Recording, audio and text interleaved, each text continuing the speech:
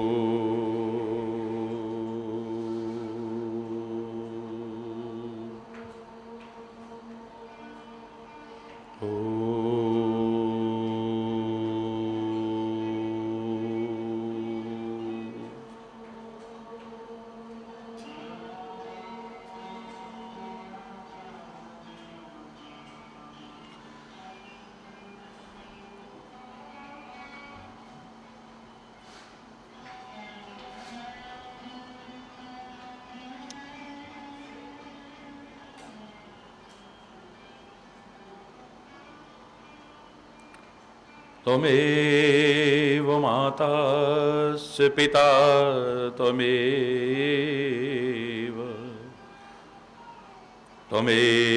बन्धुश्च सखा त्वमेव विद्या द्रविणं त्वमेव सर्वं मम देव त्वमेव सर्वं मम देव।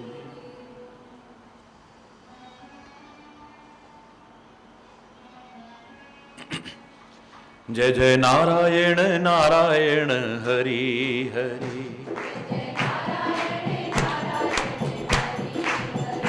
जय जय नारायण नारायण हरि हरि। तेरी लीला हरि है न्यारी न्यारी, बड़ी प्यारी प्यारी हरि हरि। जय जय नारायण नारायण हरि हरि, जय जय नारायण नारायण। तेरी लीला तेरी महिमा हरि है न्यारी न्यारी, बड़ी प्यारी प्यारी हरि हरि। जय जय नारायण, जय जय नारायण नारायण, जय जय नारायण नारायण हरि हरि, जय जय नारायण नारायण।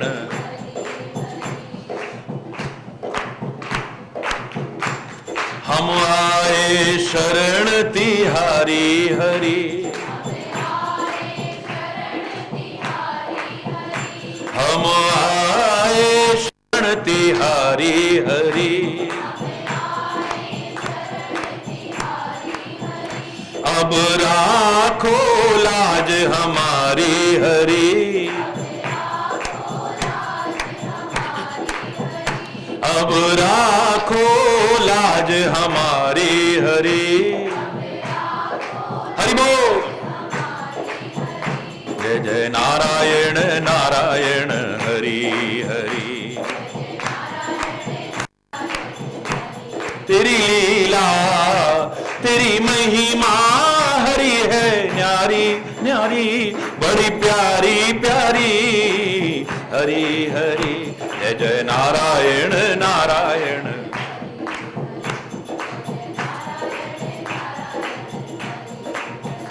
जय जय नारायण नारायण हरि हरि। जय जय भक्तों के प्राण आधारे हरि, भक्तों के प्राण आधारे हरि। सारे जग के परम सहारे हरि,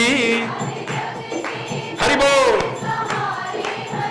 सारे जग के परम सहारे हरि, नारायण नारायण हरि हरि। जय जय नारायण नारायण हरि हरि। तेरी लीला तेरी महिमा हरि है न्यारी न्यारी, बड़ी प्यारी प्यारी हरि हरि। जय जय नारायण नारायण।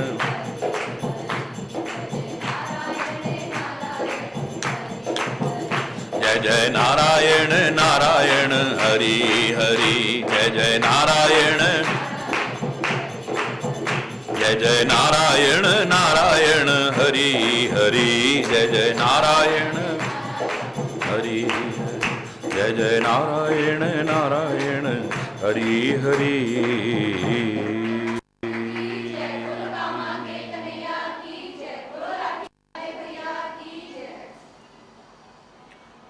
हरि बोल हरि बोल।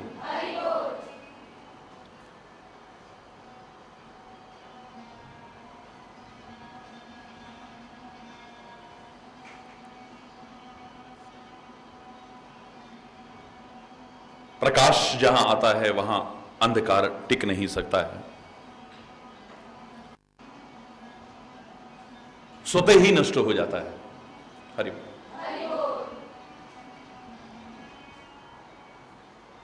नष्ट करने की आवश्यकता नहीं पड़ती है।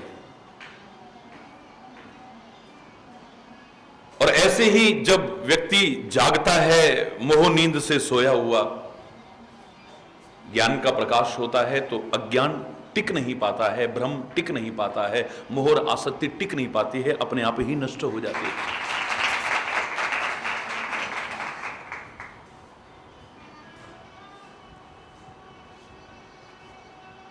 बड़ा अच्छा प्रसंग चल रहा था, लक्ष्मण गीता का वो दिव्य संदेश जिसे जीवन में अपनाए तो खाली निषाद का विषाद ही दूर नहीं हुआ, निषाद का तो विषाद दूर हुआ ही था।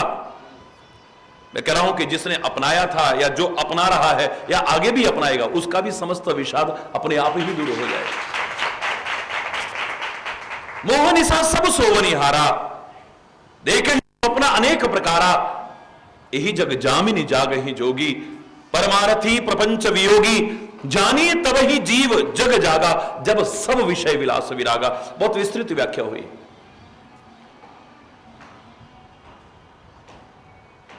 कब जागेगा, कब उसका भ्रम दूर होगा, कब उसका अज्ञान दूर होगा, उसके अंदर से आसक्ति कब दूर होगी, विकार कब दूर होंगे? क्या उपाय है इसका? एक ही उपाय है, होए विवेक मोह भ्रम भागा। विवेक हो जाए, सही और गलत का निर्णय करने की क्षमता विकसित हो जाए, उचित अनुचित का विभेद करने की शक्ति विकसित हो जाए, सत्य और असत्य को पहचानने की एक समझ विकसित हो जाए, विधि और निषेध का बोध हो जाए, क्या करना चाहिए क्या नहीं करना चाहिए, जीवन का उत्थान किस में है, जीवन का पतन किस में है, यह एहसास होने लग जाए,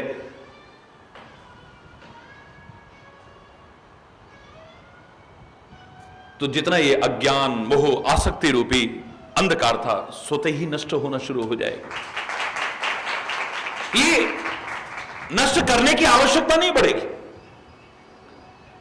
जैसे सूर्य के उदय होते ही प्रकाश अपने आप नष्ट होता है, सूर्य अंधकार का नाश नहीं करता है, सूर्य का प्रकाश आते ही अंधकार का स्वतः ही नाश हो जाता है। याद होगा मैंने कहा था एक बार कि अंधकार ने मुकदमा चलाया विधाता की कचहरी में कि ऐ परमात्मा आपने मुझे बनाया क्यों, अगर मेरी सुरक्षा का इंतजाम नहीं किया है तो। क्या हुआ? बोले जो आपका बनाया सूर्य है, आपके बनाए मुझ अंधकार का नाश कर देता है, आपने ही सबको बनाया था, तो ये क्या तरीका हुआ कि एक से नाश करवाते हो और दूसरा नाश हो जाता है? सूर्य किसी का नाश करता है? विधाता को आश्चर्य हुआ, संदेशा भेजा गया सूर्य को बुलाया जाए। विधाता ने कचहरी में अंधकार जिसने वाद प्रस्तुत किया था उपस्थित था। लेकिन उससे पूर्व सूर्य पहुंच चुका था विधाता की कचहरी के अंदर। विधाता ने पूछा, कहो सूर्य, तुम अंधकार का नाश करते हो? तुम्हें तो समाज में जागृति उत्पन्न करने के लिए बनाया गया है, लोगों को ठोकरों से बचाने के लिए बनाया गया है, लोगों को रोशनी देने के लिए बनाया गया है, किसी का नाश करने के लिए? मैंने किसका नाश किया? बोले अंधकार ने वाद प्रस्तुत किया है कि तुमने उसका नाश किया है। मैंने नहीं विधाता, मेरे को संसार में किसी का नाश करने के लिए बनाया ही नहीं गया है, तो मैं अपने कार्य के विरुद्ध क्यों जाऊंगा? मैंने किसी का नाश नहीं किया है। उसने आपके खिलाफ मुकदमा क्यों दायर किया है? बोले विधाता, जब कोई वाद प्रस्तुत करता है तो वादी और प्रतिवादी दोनों को आमने सामने होना चाहिए ना। वादी और प्रतिवादी दोनों आमने सामने हो तब बात। आप अंधकार को बुला करके एक बार पूछवाइए तो सही, उसका नाश किया है? हरि बोलना। अंधकार बाहर बैठा हुआ था, आवाज लगवाई गई, अंधकार हाजिर हो, अंधकार हाजिर हो, अंधकार हाजिर हो, अंधकार हाजिर हो। लाख आवाज लगवाई, लेकिन अंधकार अंदर कहां आएगा? विधाता ने पूछा कि अंधकार नहीं आया क्या? बोले हां, बाहर मौजूद है। तो आवाज सुनने के बाद भी अंदर क्यों नहीं आ रहा है? बोले वो कहता है जहां सूर्य होगा मैं कैसे जा सकता हूं? तो निर्णय किया गया कि सूर्य के सामने आकर के अंधकार का नाश अपने आप हो जाता है। सूर्य अंधकार का नाश नहीं करता है। अग्नि के सामने आकर के ठंड का अपने आप नाश हो जाता है, अग्नि ठंड का नाश नहीं करती है। अग्नि तो बनाई गई है उपयोग के लिए, कितना सुंदर उपयोग होता है, जन जन के हितकारी बनाई गई, वो किसी का नाश करने के लिए नहीं बनाई गई। तुम लापरवाही से उसके जरिए नाश को आमंत्रित करते हो, तुम जानबूझ करके किसी को नुकसान पहुंचाने के लिए उसके द्वारा नाश को आमंत्रित करते हो। तुम मूर्खताओं के कारण उस अग्नि का दुरुपयोग करके नाश को आमंत्रित करते हो, वरना अग्नि नाश के लिए नहीं बनाई गई है। हरि बोलना। परमात्मा ने जो कुछ भी बनाया है अहित के लिए तो बनाया हो ही नहीं सकता है, क्योंकि परमात्मा का बनाया हर विधान, परमात्मा की बनाई हर चीज संसार के कल्याण के लिए ही है, अकल्याण के लिए नहीं हो सकती। परमात्मा ने कोई गलत चीज बनाई हो, कोई सवाल ही नहीं है। तो दुख काहे को बनाया? अरे दुख ना होता तो तुम्हें सुख का अनुभव भी ना होता। हरि बोलना। बुरे लोग काहे को बनाए? बुरे लोग ना होते तो अच्छों की पहचान भी ना होती। हरि बोलना। जोर से बोलो ना। आप कैसे अंतर करते कि इसमें और इसमें क्या अंतर है? जहर काहे को बनाया? अरे भगवान ने जहर भी बुराई के लिए नहीं बनाया है। इसी जहर से लोग आत्महत्या करते हैं, इसी जहर से लोग दूसरों की हत्या करते हैं, और इसी जहर से दवाइयां बना करके हमारे वैज्ञानिक लोगों को जीवन देते हैं, किसी की हत्या नहीं करते हैं। कितनी दवाइयां हैं जिन पर पॉइजन लिखा होता है, लेकिन वो दवाइयां जीवन देती हैं, जीवन लेती नहीं है। आप किस चीज का क्या सदुपयोग करते हो या क्या दुरुपयोग करते हो, ये आप पर निर्भर करता है। परमात्मा ने संसार में जो कुछ भी बनाया है वो संसार की भलाई के लिए बनाया, किसी की बुराई के लिए नहीं बनाया है। ये रात काहे को बनाई? रात ना होती तो तुम दिन में मेहनत नहीं कर सकते थे, तुम विश्राम नहीं करोगे तो? हरि बोलना। उसने जो कुछ बनाया है तुम्हारी भलाई के लिए बनाया है। और उस रात में जाग करके आप चोरी करो, उस रात में जाग करके आप अश्लीलता देखो, उस रात में जाग करके भोग विलास में लिप्त रहो, या उस रात में जाग करके परमात्मा का स्मरण करो, ये तुम्हारे ऊपर निर्भर है, उस पर निर्भर है। इस दिन में रह करके आप अपने कर्तव्य पथ पर आगे बढ़ते हो या दिन में आलसी बन करके पड़े रहते हो, ये आप पर निर्भर करता है। हरि बोलना। जोर से बोल रहा है। हो विवेक मोह भ्रम भागा, हो विवेक मोह भ्रम भाग। जब विवेक जागृत होता है तो मोह भ्रम आसक्ति अज्ञान ये सब भाग जाते हैं अपने आप, इनकी गलती है वहां पर। बोलना। इनका पेश नहीं आता, इनकी दाल नहीं गलती है फिर। हरि बोलना। ये टिक नहीं सकते हैं वहां पर जहां पर कि विवेक जागृत हो जाएगा। और विवेक कैसे जागृत होगा? उसका तो एक ही उपचार है, बिनु सत्संग विवेक न होहि और राम कृपा बिनु सुलभ न सोई। उसकी कृपा के बिना सत्संग नहीं मिलता है और सत्संग के बिना विवेक जागृत नहीं होता है। सत्संग बताता है कि तुम सही कर रहे हो या गलत कर रहे हो, जो तुम कर रहे हो ये तुम्हें करना चाहिए था या नहीं करना चाहिए था, जो करना चाहिए था वो कर रहे हो या नहीं, कुछ गलत तो नहीं कर रहे हो, जो तुम कर रहे हो इससे तुम्हारे जीवन का उत्थान होगा या तुम्हारे जीवन का पतन होगा, तुम्हारे जीवन का हित होगा या तुम्हारे जीवन का अनहित होगा। सत्संग एहसास कराता है हमें, और अस विवेक जब दे विधाता तब तज दोष गुण ही मन राता। फिर व्यक्ति को समझ आने लगती है, दोषों को दूर करके गुणों को ग्रहण करने लगता है, गलत राह से हट करके सही राह पर चलने शुरू कर देता है, असत्य को छोड़ करके सत्य पथ का अनुसरण करने की कोशिश करता है और कुमति को त्याग करके सुमति के पथ का अनुसरण करने की कोशिश करता है, अपने जीवन के कल्याण का भागीदार बनता है। लेकिन कब विवेक जागृत होता है? तो विवेक जागृत कब होगा? जब सत्संग मिलता है। तो हरि बोल, ये मोह टिकेगा नहीं। और फिर अब हमारा भक्ति क्रम प्रारंभ होने वाला है, कर्म और ज्ञान के बाद। तो भक्ति, परमात्मा के प्रति प्रेम, जब तक मोह है तब तक उत्पन्न नहीं हो सकता है। हरि बोल। रामायण में क्रम दिया है, बड़ा प्यारा क्रम दिया है, बिन सत्संग न था ते ही बिन मोह न भाग, और मोह गए बिन राम पद होय न दृढ़ अनुराग। बिना सत्संग के, परमात्मा की वो सत चर्चा हमें नहीं मिलेगी, और बिना सत्चर्चा मिले, बिना सत्संग मिले हमारा मोह दूर नहीं हो सकता है, हमारा अज्ञान दूर नहीं हो सकता है, हमारी आसक्ति दूर नहीं हो सकती है, हमारे भ्रम दूर नहीं हो सकते हैं। और जब तक ये दूर नहीं होंगे, परमात्मा के चरणों में पक्का और सच्चा प्यार हमारे हृदय में उत्पन्न हो ही नहीं सकता है। अरे जो है वो भी खत्म हो जाएगा, अज्ञानता के कारण खत्म हो जाएगा, भ्रम के कारण खत्म हो जाएगा, विभिन्न गलतियों के कारण खत्म हो जाएगा, जो है भी वो खत्म हो जाएगा। हरि बोलना है, प्यार टिकेगा, दृढ़ अनुराग हो ही नहीं सकता है जब तक हमारे हृदय में सत्संग का विचार, सत्संग का प्रकाश हमारे अंतर के अज्ञान के तमस को दूर नहीं करेगा। हरि बोल। हो ही नहीं सकता है दृढ़ अनुराग। जहां पर भ्रम होंगे, जहां पर संदेह होंगे, परमात्मा तो क्या किसी के प्रति भी प्रेम नहीं रह सकता है। याद करो, मैंने कहा था कि प्यार की बहुत सारी बाधाएं हैं। माना कि प्रेम परमात्मा का स्वरूप है, सामान्य नहीं है। अगर कह दिया जाए कि love is God and God is love, प्रेम ही ईश्वर है और ईश्वर ही प्रेम है, तो कोई अतिशयोक्ति नहीं है, बशर्ते कि वो सच्चा प्रेम हो। आज के तथाकथित वासनामय संबंध जिन्हें प्रेम समझ बैठते हैं, मैं उसकी बात नहीं कर रहा हूं। आज के स्वार्थमय संबंध जिन्हें हम प्रेम समझ बैठते हैं, मैं उसकी बात नहीं कर रहा हूं। आज के विभिन्न आकर्षणों के कारण मन में उपजे हुए भाव जिन्हें हम समझ बैठते हैं, मैं उनकी बात नहीं कर रहा हूं। हरि बोलना। कोई अट्रैक्शन हो गया, कोई लगाव हो गया, कोई स्वार्थ है, हरि बोलना, मैं उसकी बात नहीं कर रहा हूं। जो विशुद्ध है, जो निष्केवल है, जो निष्कपट है, जो निस्वार्थ है, ऐसा प्रेम अगर हमारा है तो मैं दावे से कह रहा हूं वो परमात्मा का ही स्वरूप है। परमात्मा में और उसमें कोई भेद नहीं है। परमात्मा में और प्रेम में कोई भेद नहीं, किसी प्रकार का कोई भेद नहीं।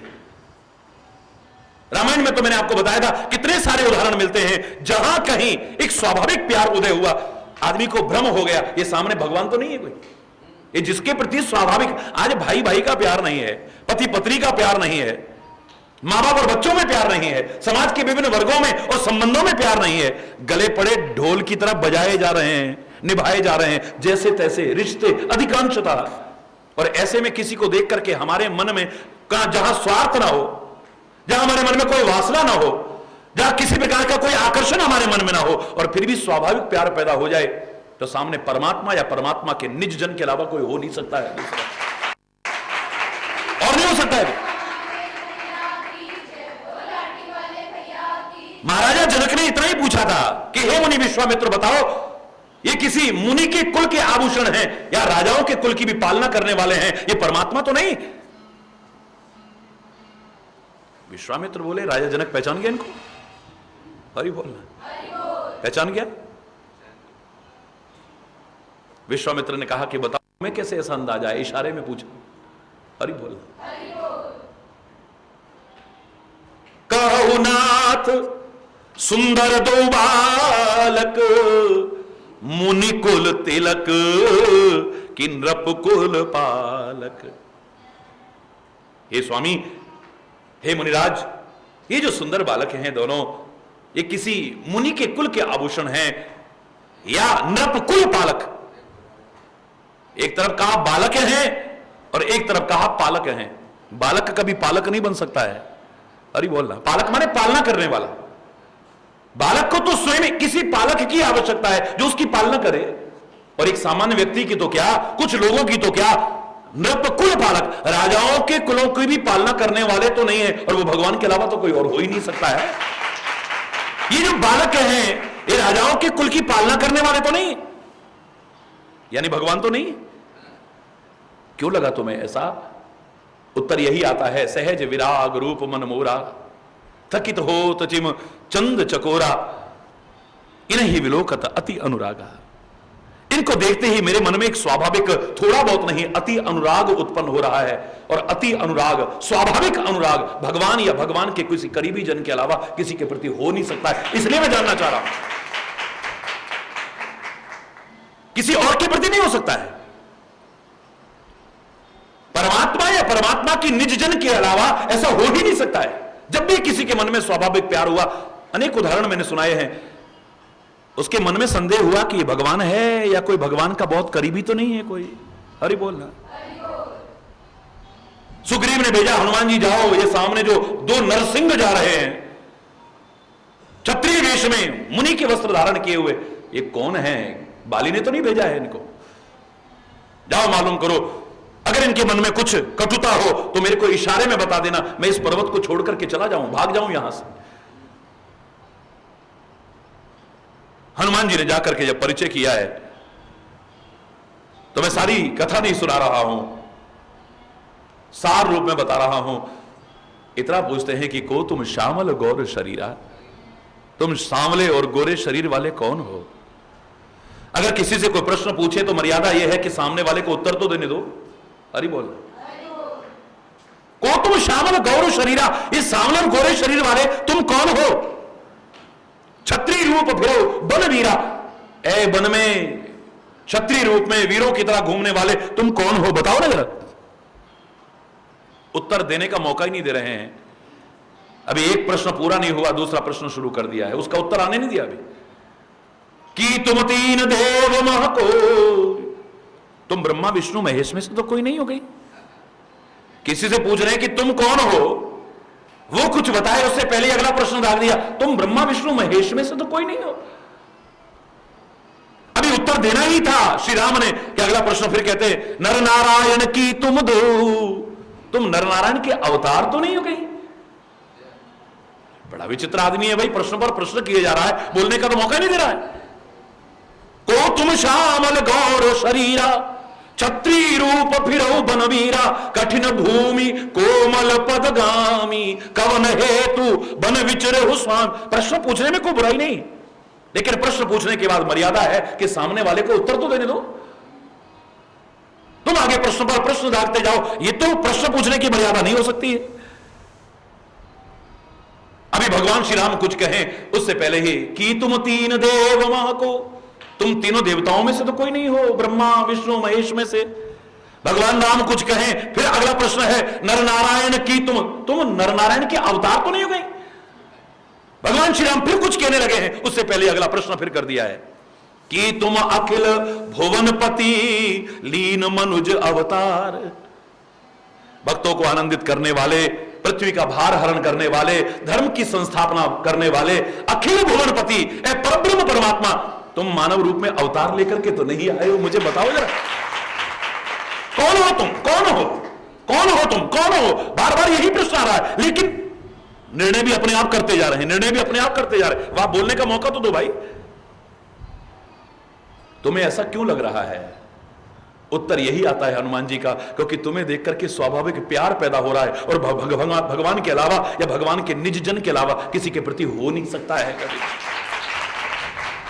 कितने उदाहरण हो गए, एक और उदाहरण सुनिए। विभीषण और हनुमान जी का परिचय होता है। जब परिचय होता है, मैं पूरा प्रसंग नहीं सुना रहा हूं, वहां पर भी यही दशा होती है। हनुमान जी को देख करके वो भी यही प्रश्न दागता है, आप कौन हैं, आप कौन हैं, बताने का मौका भी नहीं दे रहा है, अपने आप प्रश्न कर दे रहा है कि तुम राम दीन अनुरागी आयो मोही करन बड़ भागी। तुम दीनों पर प्यार करने वाले श्री राम तो नहीं हो, मुझे परम सौभाग्यशाली बनाने इस लंका जैसी राक्षसों की नगरी में आए हो, कौन हो तुम। हनुमान जी यूं करने लगे, मैं राम, मैं तो राम का मतलब एक बड़ा सुंदर भाव है, यूं करने लगे, मैं राम, मैं तो उनका सेवक। अगर तुम राम नहीं होना हे ब्राह्मण देवता, तो की तुम हरिदासन मह कोई। परमात्मा के बहुत प्रिय सेवक हो कोई, परमात्मा के बहुत करीबी सेवक हो कोई, परमात्मा के बहुत निज जन हो कोई। वो कहता है आपको ऐसा क्यों लग रहा है, क्योंकि मोरे हृदय प्रीति अति होई, मेरे हृदय में अत्यंत प्यार हो रहा है, और वो अत्यंत प्यार, स्वाभाविक प्यार परमात्मा या परमात्मा के निज जन के अलावा किसी के प्रति हो ही नहीं सकता है। तो जहां जहां भी हमारे मन में एक स्वाभाविक प्यार आया है, स्वाभाविक प्यार, हमारे मन में कोई स्वार्थ भी नहीं है, हमारे मन में कोई वासना भी नहीं है, हमारे मन में कोई आकर्षण भी नहीं है, और उसके बाद भी हमारे मन में प्यार है, अवश्य सामने कुछ हरि बोलना, जोर से बोलो ना, ये स्वाभाविक आया है, क्योंकि प्रेम ईश्वर का रूप है और ईश्वर प्रेम स्वरूप है, इसमें कोई अंतर नहीं है, दोनों एक ही है। प्रेम को अगर मैं ईश्वर कह दूं, ईश्वर को अगर प्रेम कह दूं, सांवरे घनश्याम तुम तो प्रेम के अवतार हो। भजन गाया करते हैं लोग, ऐ परमात्मा ऐसे लगता है कि तू प्रेम रूप में ही अवतरित हो चुका है। हरि बोल, जोर से बोलो। प्रेम में और तुझ में कोई फर्क नहीं है। Love is God and God is love, बशर्ते कि वो प्रेम विशुद्ध प्रेम हो, बशर्ते कि वो प्रेम निस्वार्थ प्रेम हो, बशर्ते कि वो प्रेम निष्केवल प्रेम हो, निष्कपट प्रेम हो। ऐसा प्रेम परमात्मा का ही रूप माना जाता है। तो प्रेम परमात्मा का रूप है। कोई सांसारिक प्राणी भी विचार कर ले, प्रेम से बड़ी चीज दुनिया में नजर नहीं आएगी। अज्ञानता के कारण पहले चाहे किसी चीज को भी कितना ऊंचा मानता रहा हो, लेकिन जब आगे बढ़ेगा उसे प्रेम के अलावा कुछ और नजर नहीं आएगा, उससे बड़ा कुछ नजर नहीं आएगा। अज्ञानता के कारण, मूर्खता के कारण, आसक्ति के कारण, मोह के कारण, भ्रम के कारण प्रारंभ में किसी चीज को भी सर्वोपरि मानता रहा हो, अपनी जान तक को हथेली पर रख करके ऐसे ऐसे काम करता है। क्यों कर रहा है, बोले बाप बड़ा ना भैया, सबसे बड़ा रुपया। हरि बोल, जोर से बोलो ना, अरे जोर से बोलो ना। बाप बड़ा ना भैया, सबसे बड़ा। भैया पैसे के लिए सब कुछ करना पड़ता है। अरे इसमें तो जान चले, अरे मरना तो एक दिन है ही, पैसे के लिए सब कुछ करना पड़ता है। सर्कस में ऊपर से कूद रहा है, तेरी जान चले, अरे साहब आप क्या समझोगे, मरना तो एक दिन है ही, पैसे के लिए सब कुछ करना पड़ता है। ये गलत धंधा क्यों करता है, कभी पुलिस की गोली लगी तो मर जाएगा तू, क्या करें साहब, मरना तो एक दिन है ही, पैसे के लिए सब कुछ करना पड़ता है। अपना धर्म, अपना ईमान, अपना भगवान, अपना वतन, अपना रिश्ता, अपना नाता, अपना संबंध, अपना माँ बाप, अपना सब कुछ। मूर्खतावश व्यक्ति धन को मान बैठा। हरि बोल रहा, जान से बढ़ करके भी मान बैठा। चलो और चीजों को छोड़ो, आप जान तक को मुसीबत में डाल देता है इसके लिए। क्यों? क्योंकि उसकी निगाह में पैसा ही सबसे बड़ी चीज है। ऐसे एक व्यक्ति से किसी ने पूछा, किसी ने क्या, मैंने ही पूछा, हरि बोलना, अरे भैया अपनी जान को संकट में डाल के तुम पैसा कमा रहे हो। अरे साहब मरना तो एक दिन है ही, हरि बोलना। मैंने कहा भगवान आपको सकुशल रखे और आपको सुमति दे। अगर भगवान ना करे कभी बीमार हो जाओ तो अस्पताल जाओगे कि नहीं? क्यों नहीं जाएंगे जी? क्यों? मरना तो एक दिन है ही ना। अरे अस्पताल में जाओगे तो जान हथेली पर रख करके जो पैसा कमाया, ये सारा पैसा बर्बाद हो जाएगा तुम्हारा। भगवान ना करे कोई ऐसा रोग लग जाए जिसमें तुम्हारा अब तक का सारा कमाया धन भी नष्ट हो जाए, खर्च हो जाए, तब भी कुछ करोगे कि नहीं करोगे? है चाहे सारा चला जाए पर मैं बच जाऊं। क्यों? कोई गुंडा, कोई लुटेरा, कोई हत्यारा भगवान न करे तेरे सीने पर चाकू रख दे, बंदूक की नाल रख दे, पिस्टल रख दे, तब क्या कहेगा? मरना तो एक दिन है, मार दे, ये सामान नहीं देने वाला मैं, जो मेरे पास है पैसा कमाया हुआ वो देने वाला नहीं हो। क्या कहेगा? यार तू सारा ले जा पर मुझे छोड़ दे। अरे मैं रहूंगा तो फिर भी आ जाएगा, और मैं नहीं रहूंगा तो मेरे किस काम का है ये है? क्यों? अब समझ में आ गया है, क्योंकि जीवन है तो धन का भी महत्व है, और जीवन ही नहीं है तो फिर पैसा, हरी बोलना है। अब हमें समझ में आ गया है कि पहले हमें धन सबसे बड़ा लगता था, लेकिन अब जीवन सबसे बड़ा है। अगर जीवन ना हो तो ये पैसा भी किस काम का है? इसका महत्व हमारे रहते ही तो है, और हम ही ना होंगे तो? अगर हम रहे, पैसा सारा नष्ट भी हो जाए, एक दिन फिर आ जाएगा। कितने हैं जो बिल्कुल बर्बाद हो चुके थे, लेकिन मेहनत की, परमात्मा की कृपा हुई, फिर कहां से कहां पहुंच गए। ये पैसा क्या है? जीवन रहे, पैसा तो फिर भी आ जाएगा, लेकिन पैसा रहे और जीवन न रहे तो जीवन द्वारा नहीं आ सकता है। ये तो पक्की बात है। सारी दुनिया की दौलत इकट्ठी करके एक श्वास नहीं बचा सकते हम, एक श्वास। क्या औकात है इस दुनिया के पैसे की? एक श्वास नहीं ला सकते हैं, एक श्वास। सारी दुनिया की दौलत के बदले अपनी दौलत तो बहुत छोटी है, हरि बोलना, एक श्वास। जब समझ आती है तो यहां से जब देखते हैं तो सामने पहाड़ सबसे ऊंचा दिखाई देता है। अज्ञानता के कारण लगता है, जब तक हम आगे नहीं बढ़ते हैं हमें लगता है इसके आगे कुछ है ही नहीं, और लेकिन जब उस पहाड़ की चोटी पे पहुंचते हैं तो लगता है इसके आगे कुछ और है। वहां पहुंचते हैं तो उससे आगे कुछ और है, वहां पहुंचते हैं तो उससे आगे कुछ और है। जो जो आगे बढ़ते जाएंगे, जो जो आगे बढ़ते जाएंगे, हमारा वो भ्रम दूर होता चला जाएगा कि इसके आगे कुछ और है ही नहीं, इसके आगे कुछ और है ही नहीं। जितना हम जानते थे वही सब कुछ है, अब लगेगा कि नहीं, इससे आगे भी कुछ और है। पहले हमें लगता था कि पैसा ही सब कुछ है। ऐसी कभी परिस्थिति आए या समझ आ जाए, हमें लगेगा कि नहीं, पैसे से ज्यादा महत्वपूर्ण तो जीवन है। जीवन रहेगा तो पैसा फिर भी आ जाएगा, और जीवन ही न रहा तो पैसा किस काम का है हमारे? हरि बोलना। पहले पैसा सबसे बड़ी चीज थी, फिर जीवन सबसे बड़ी चीज समझ में आती है, और एक वो समय आता है कि जीवन से बढ़ के भी कुछ नजर आता है। भगवान न करे कोई अति दुखी हो जाए, ये जीवन अच्छा लगता है? फिर प्रार्थना करता है, भगवान अब तो मुझे उठा ले, हे भगवान अब तो मुझे उठा ले। वो भी प्रार्थना करता है, उसके साथ के लोग भी, बड़ा कष्ट उठा रहा है बेचारा, अब तो भगवान उठा ले इसको। अत्यंत दुखी जब हो जाता है आदमी, और भगवान ना उठाए तो मूर्खता करते हैं, एक महान जघन्य अपराध करते हैं, आत्महत्या जैसा। अपने जीवन, अमूल्य जीवन तक को नष्ट करने की कोशिश करते हैं, पर सुखी नहीं, अत्यंत दुखी आदमी। इसका तात्पर्य वो सुख चाहता है। अगर जीवन में सुख ना हो तो ये जीवन भी अच्छा नहीं लगता है। इस अमूल्य जीवन को, जिसको बचाने के लिए अपना सब कुछ लुटाने को तैयार थे, अब इस जीवन को भी अपने हाथों से लुटाने को तैयार हो जाते हैं, या जीवन को समाप्त करने के लिए प्रार्थना करने लग जाते हैं। लेकिन तभी होता है जब अत्यंत दुख हो। अब हमारी समझ में आ गया, इस जीवन से बढ़कर के सुख और शांति है, सुख और शांति ना हो ये जीवन भी अच्छा नहीं लगता है। अरे बोल, पहले अज्ञानता के कारण पैसा सबसे बड़ी चीज लग रही थी, फिर एक और दिन आया, हमें पता लगा कि नहीं, जीवन सबसे बड़ी चीज है। एक दिन फिर आया, फिर हमारी समझ में आया इस जीवन से बढ़कर के सुख है। अगर सुख ना हो तो जीवन भी बेकार है। और चीजों में तो आगे बढ़ते रहोगे तो बहुत कुछ नजर आता जाएगा, लेकिन यहां तो बस अंतिम क्लास बता रहा हूं, इसके आगे कुछ और नहीं होगा। सुख से बढ़कर के भी एक चीज है जिसके लिए लोग अपने सुख को भी लुटाने को तैयार हो जाते हैं।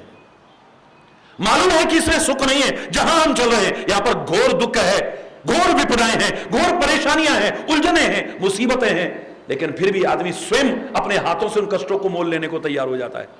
मीरा जानती थी और कहती थी, जो मैं ऐसो जानती प्रीति किए दुख होए, नगर ढिंडोरा पीटती प्रीति न की जो कोई। इस प्रेम में दुख के अलावा और कुछ नहीं है, तो फिर काहे को प्रेम कर रही है? असुवन जल सींच सींच प्रेम बेल बोई, अब तो बेल फैल गई आनंद फल होई। उसमें भी उसको आनंद ही आनंद आ रहा था, उन कष्टों में, उन विपदाओं में, उस निंदा में, उस अपमान में भी जो सुख और आनंद आ रहा था, शायद राज्य के सुखों में उसे अनुभव नहीं होता, तो काहे को प्यार कर रही थी? क्योंकि प्यार से बड़ी कोई चीज है ही नहीं। परमात्मा से कोई प्यार करे तो अपने सुखों को लुटाने को तैयार हो जाता है। हे सीता, हे जनक नंदिनी, तुम बहुत सुकुमार हो, जंगल के कष्ट उठाने लायक नहीं हो। अरे यहां पर रहना, अपने कर्तव्य का भी पालन करना, बुजुर्ग जो तुम्हारे सास ससुर हैं इनकी सेवा करना, यहां पर हर सुख है, हर सुविधा है। कभी मन ना लगे तो कभी जनकपुर चली जाना, वहां पर भी हर सुख है, हर सुविधा है। लेकिन जंगल में तो कष्टों के अलावा तुम चित्र लिखित कभी देख डराती, चित्र में बंदर देखती हो तो डर जाती हो, वहां पर तो हिंसक जीव है, भय भयानक बनाया राक्षस है, तुम वहां कैसे रह पाओगी? वहां तो कष्ट है, विपदाएं हैं, उसके अलावा कुछ भी नहीं है। प्यार करती है ना राम से, कहती है तुम्हारा साथ हो तो वो कष्ट भी सुख जैसे हैं, अगर तुम दूर हो जाओ ये जनकपुर के और अवधपुर के सुख भी मेरे लिए दुख के समान है। लक्ष्मण प्यार करता है, उन सुखों को त्याग करके कष्ट उठाने को तैयार हो जाता है। परमात्मा से चाहे कोई प्यार करे, चाहे अपने वतन से प्यार करे, अपने हाथों से अपने सुखों को लुटाने को तैयार हो जाता है। विरह की वेदना, बेचैनी, अकुलाहट, छटपटाहट मोल लेने को तैयार हो जाता है। क्या हमारे शहीद नहीं जानते थे जिस राह पर चल रहे हैं वहां पर काले पानी की सजा हो सकती है, कोड़े पड़ सकते हैं, फांसी की सजा हो सकती है, यात्राएं दी जा सकती है, हमको और हमारे परिवार वालों को बुरी तरह से सताया जा सकता है। ये सुख नहीं मिलेगा, यहां कष्ट और दुख ही दुख है। पुराने जमाने में लोग एक गीत गाया करते थे, कह दो कोई न करे यहां प्यार, इसमें खुशियां हैं कम, बेशुमार हैं गम, एक हंसी और आंसू हजार। यहां पर तो आंसू ही आंसू है। प्रीति पतंगा दिए से करे, उसकी ही लौ में वो जल जल मरे। मुश्किल राहें यहां, अश्क और आहें यहां, इसमें बेशुमार है गम। हरि बोलना है। एक हंसी और आंसू हजार, कह दो कोई ना करे यहां प्यार। क्या फिर भी लोग प्यार नहीं करते? क्यों करते हैं? वतन से जो प्यार करते थे, अपना सारा सुख लुटाने को तैयार थे, अपने सारे साधन झोंकने को तैयार थे, अपना सारा आराम छोड़ने को तैयार थे, अपना सारा परिवार तो तैयार थे। क्यों? क्योंकि प्यार करते थे। उस प्यार के आगे वो कष्ट भी उन्हें कुछ नहीं लगते थे और सुख भी अच्छा नहीं लगता था। अपने हाथों से अपने सुख को लुटाने को तैयार हो गए, क्योंकि प्यार करते हैं। चाहे वतन से कोई प्यार करे, चाहे परमात्मा से कोई प्यार करे, या किसी से भी कोई प्यार करे जिसे सच्चे अर्थों में प्यार कहा जा सके,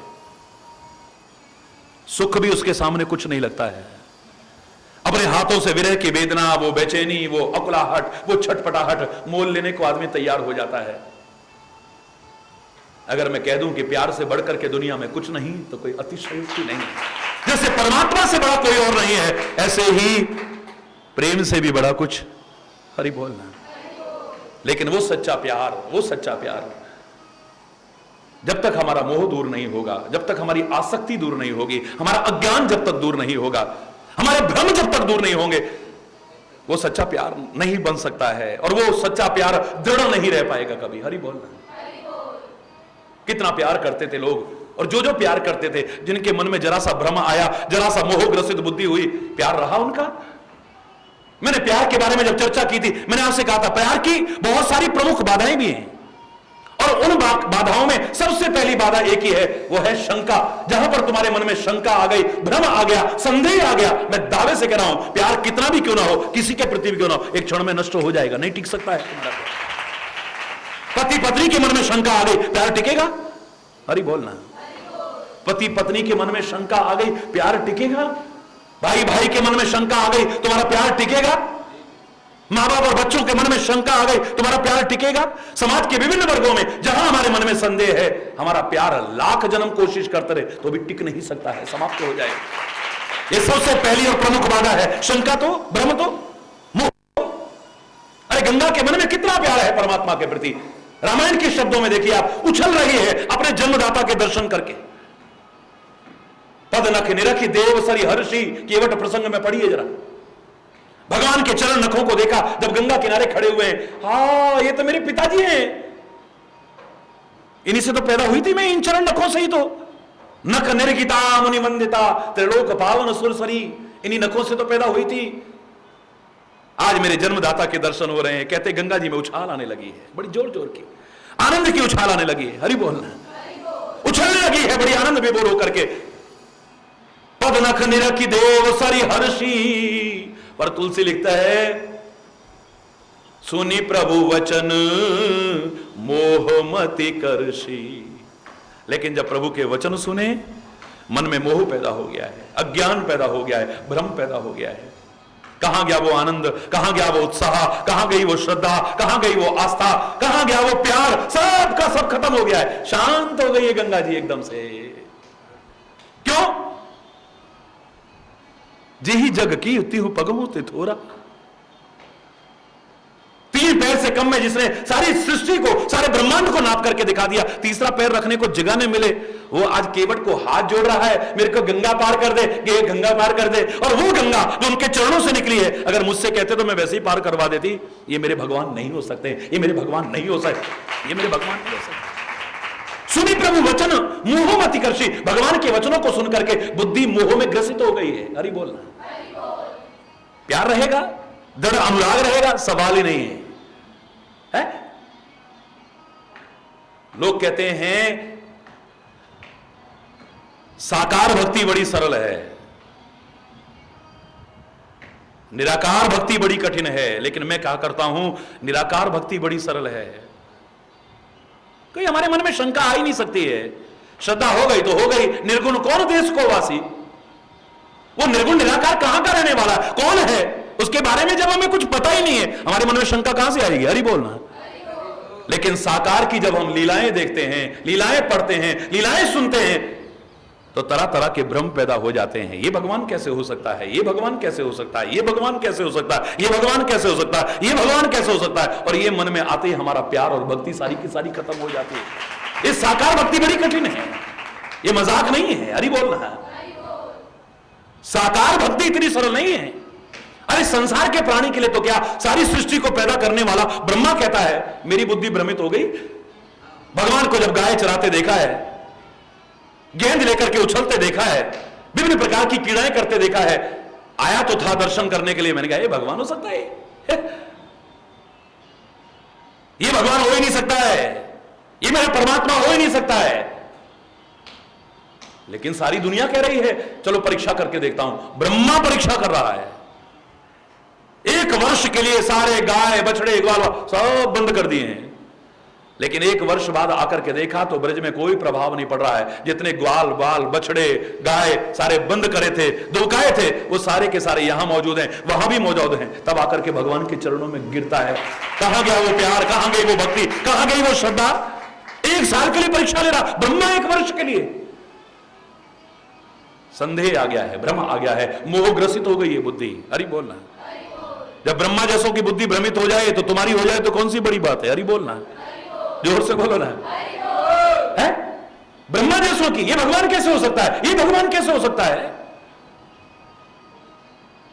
देवताओं का राजा इंद्र कह सकता है ये भगवान कैसे हो सकता है। ये कल का छोकरा, इसने मेरी पूजा बंद करा दी, मजा चखाऊंगा इसको। अरे इसको तो क्या, जिस ब्रजभूमि में रहता है, इस सारी ब्रजभूमि को मैंने अगर डुबो करके ना दिखा दिया तो मेरा नाम भी देवराज इंद्र नहीं है। 7 दिन तक मूसलाधार वर्षा कर रहा है, भयानक वर्षा कर रहा है। कन्हैया को और कन्हैया के साथियों को और सारी ब्रजभूमि को डुबोने का प्रयास कर रहा है। क्यों?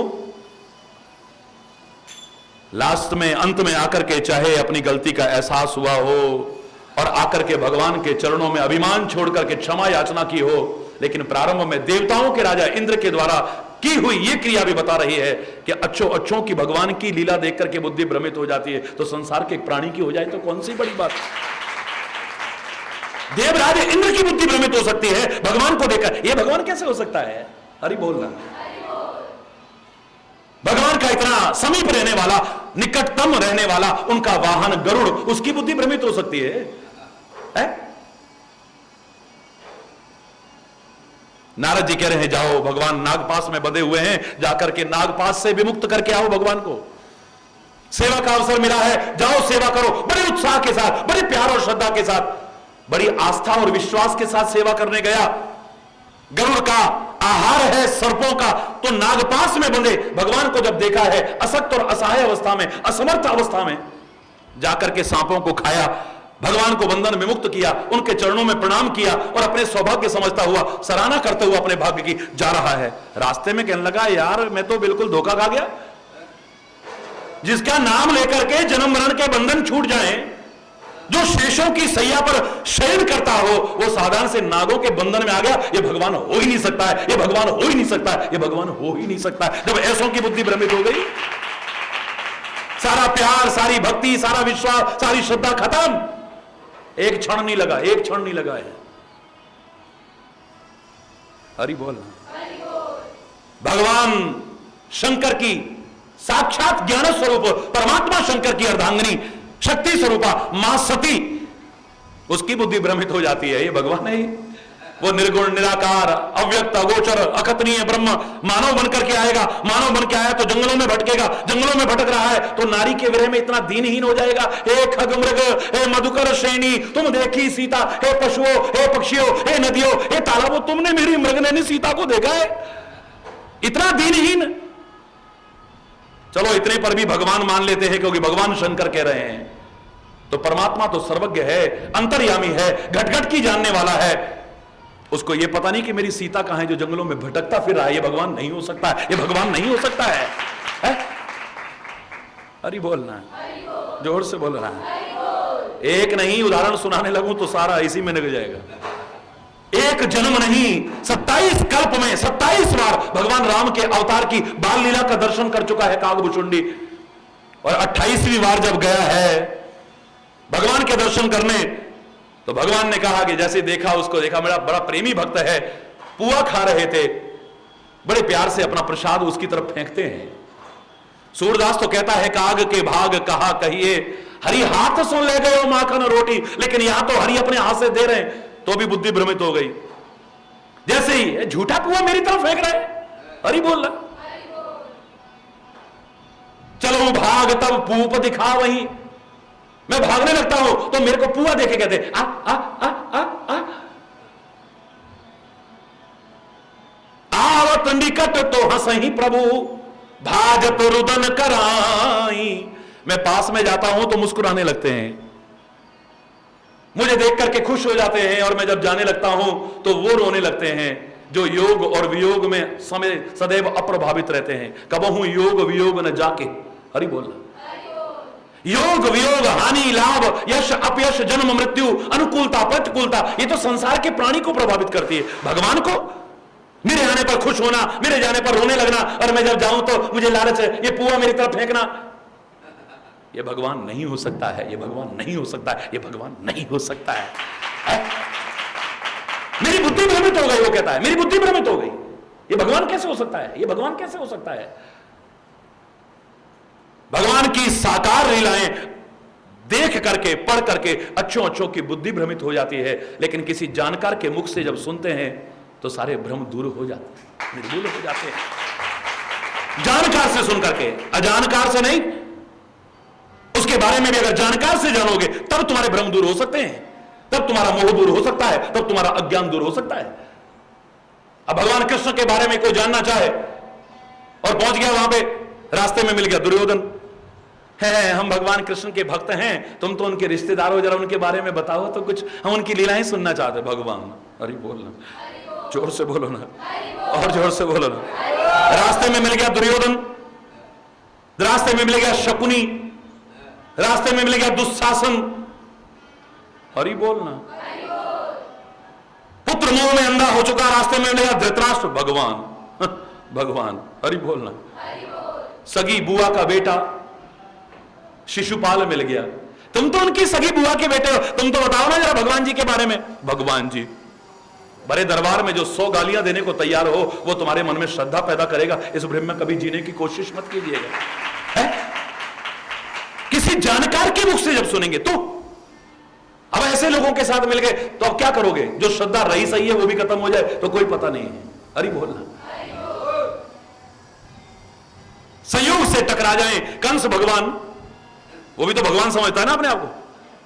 अरे आप तो मामा जी हो, जय हो मामा जी, भगवान के, हमारे प्रभु के मामा, जय हो जय हो जय हो। आप भी कितने किस आपके कुल में देखो भगवान कृष्ण पैदा हुए हैं। मामा जी हमें भगवान कृष्ण के बचपन के बारे में कुछ बताओ ना। हरि बोल ना, जोर से बोलो ना, और जोर से बोलो ना। आप तो उनके सगे मामा जी हैं, बताओ ना जरा, भगवान कृष्ण की बाल लीलाओं को सुनना चाहते हैं। हमने अब तो उनको देखा है, हमारे मन में बड़ी श्रद्धा है, हम सुनना चाहते हैं उनका बचपन कैसा था। है? भगवान हरि बोल, जोर से बोलो ना।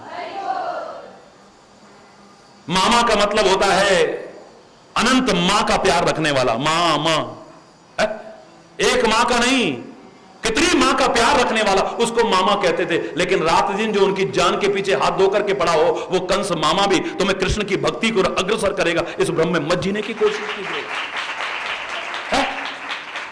किसी जानकार के मुख से जब सुना जाए तो हो ये विवेक, मोह कब दूर हो सकता है, भ्रम कब दूर हो सकता है, सारे संशय कब दूर हो सकते हैं, सारी शंकाएं कब दूर हो सकती हैं, तुम्हारी आसक्ति कब दूर हो सकती है, जब तुम्हारे अंदर विवेक जागृत हो। और विवेक के लिए आवश्यक है हर एक का साथ नहीं, बिन सत्संग विवेक ना होए। जब तक संतों का संग नहीं मिलेगा और उस संग को अपने जीवन का अभिन्न अंग नहीं बनाओगे, तब तक विवेक जागृत नहीं हो सकता है। और जब वो विवेक जागृत होगा, तभी आपका मोह भ्रम इत्यादि दूर भाग सकता है, और कोई तरीका नहीं। बिन सत्संग न हरि कथा, ते ही बिन मोह न भाग।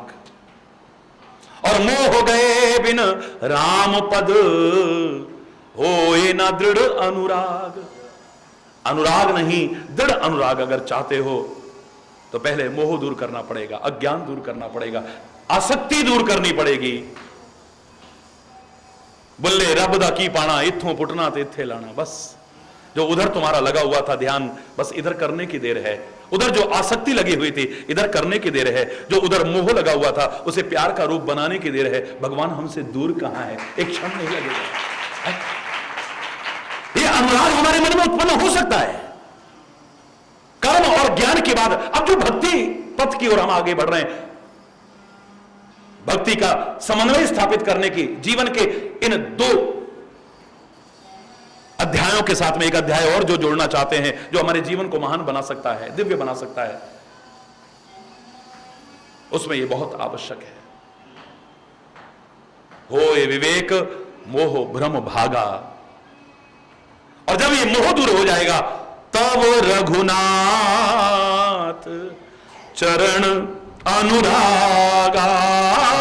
तब रघुनाथ,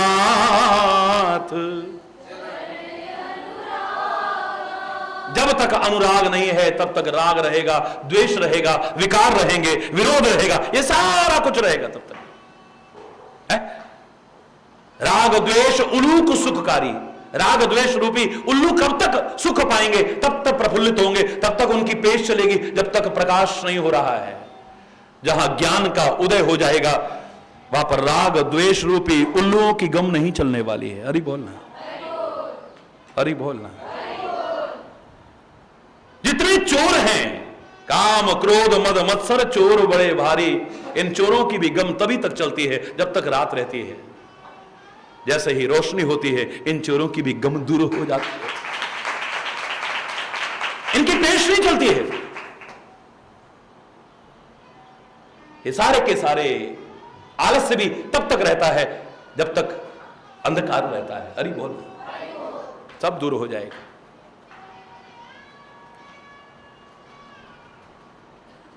विभिन्न प्रकार के जो भ्रम उत्पन्न हो गए थे, वो भी तभी तक थे जब तक अंधकार था। विभिन्न प्रकार के जो डर पैदा हो गए थे, तभी तक थे जब तक अंधेरा था। सच बताओ, दिन में ज्यादा डर लगता है, रात में ज्यादा डर लगता है? हरि बोलना, सच सच बताइए, रात में ज्यादा डर लगता है या दिन में ज्यादा डर लगता है? भयानक जंगल में भी हो, दिन का टाइम हो, इतना डर नहीं लगेगा। और बस्ती में भी अकेले में अगर कहीं रहना पड़े, बिल्कुल बंद मकान में भी, रात जरा सी कहीं खट भी आवाज होती है तो डर जाते हो। चूहा भी जरा सा कट करता है तो तुम्हें डर लगने लगता है। क्यों? अंधेरे में ही भय लगता है, ये सत्य है। हरि बोलना। हो सकता है संसार के उजाले में भी आपको भय लगता हो, लेकिन ज्ञान का उजाला जब होता है तो कोई भय टिक नहीं सकता है। हो सकता है इस उजाले में भी भय हो, लेकिन आप भी अपेक्षाकृत देखेंगे तो अंधेरे में ज्यादा डर लगता है। अज्ञान रूपी अंधकार है, तभी तक डर है। सारा भ्रम दूर हो जाएगा और तब रघुनाथ चरण तब तक रघुनाथ के चरणों में अनुराग उत्पन्न नहीं हो सकता जब तक, तब शब्द बता रहा है, ये तब शब्द बता रहा है कि जब तक ऐसा नहीं होगा तब तक ऐसा नहीं हो सकता है। आप चाहो कि परमात्मा के चरणों में प्यार हो जाए और दुनिया में इतने आसक्त हो, मोहग्रस्त हो, दुनिया भर के भ्रम और संदेह भरे हुए धोखे में हो, तुम्हारे मन में प्यार कभी पैदा हो जाए सवाल ही नहीं है। तब रघुनाथ चरण अनुरागा, तब रघुनाथ,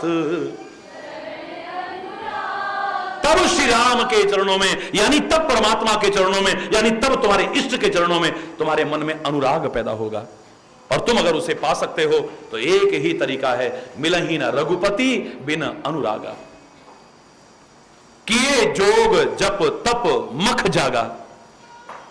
व्रत का अपना महत्व है, यज्ञ का अपना महत्व है, तीर्थ का अपना महत्व है, दान का अपना महत्व है, जप का अपना महत्व है, तप का अपना महत्व है, लेकिन ये सब कुछ किया और तुम्हारे मन में अनुराग नहीं है, सच्चा प्यार नहीं है, परमात्मा को प्रसन्न नहीं कर सकते हो। दुनिया का और कोई साधन उसे प्रसन्न कर सके, उसकी कृपा का हमें अधिकारी बना सके, एक भी नजर नहीं आएगा। और अगर प्यार है तुम्हारा और कुछ नहीं भी है तो चलेगा, और सब कुछ है और प्यार नहीं है तो